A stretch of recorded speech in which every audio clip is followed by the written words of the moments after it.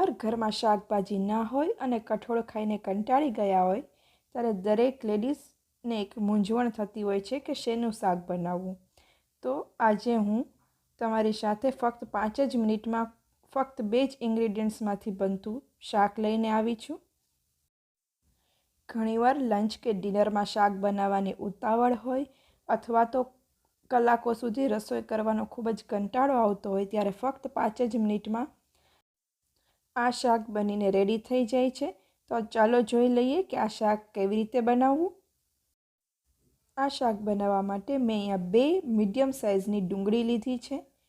ડુંગળીને હું આ રીતે લાંબી લાંબી કટ કરી લઉં છું. તમે ડુંગળીને બારીક પણ કટ કરી શકો છો. મેં અહીંયા લાંબી કટ કરી છે.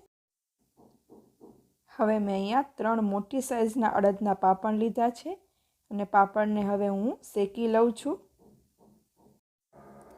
હવે હું પેનમાં 4 ચમચા તેલ ગરમ કરવા મૂકી દઉં છું. તેલ ગરમ થઈ જાય એટલે જીરું અને રાઈ એડ કરી દઈશું.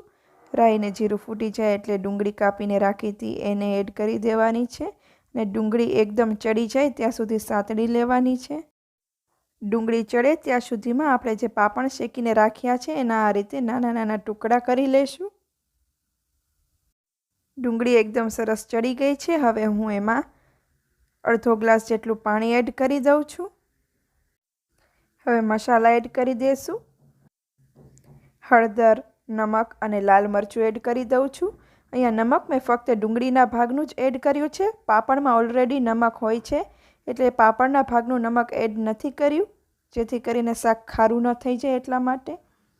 એ વાતનું ખાસ ધ્યાન રાખવું કે ફક્ત ડુંગળીના ભાગનું જ નમક એડ કરવું. હવે એકદમ સરસ શાક ઉકળી જાય ત્યાં સુધી ચડવા દેશું. પાણી સરસ રીતે ઉકળી ગયું છે. હવે એમાં પાપડના ટુકડા કરીને જે આપણે રાખ્યા છે એને એડ કરી દેવાના છે.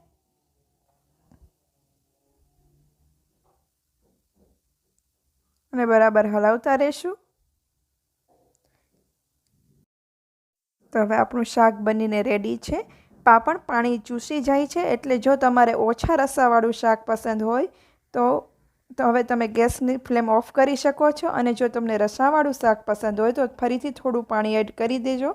મેં ફરીથી અડધો કપ જેટલું પાણી એડ કરી દીધું છે અને હું બરાબર મિક્સ કરી લઉં છું. અને સરસ ઉકળી જાય એટલે ગેસની ફ્લેમ ઓફ કરી દેવાની છે. ફક્ત 5 જ મિનિટમાં નાના મોટા બધાને ભાવે એવું શાક આપણું બનીને રેડી છે. તમે રોટલી, પરાઠા, ભાખરી કે રોટલા સાથે સર્વ કરી શકો છો. વિડીયો ગમે તો લાઈક અને સબસ્ક્રાઈબ કરજો.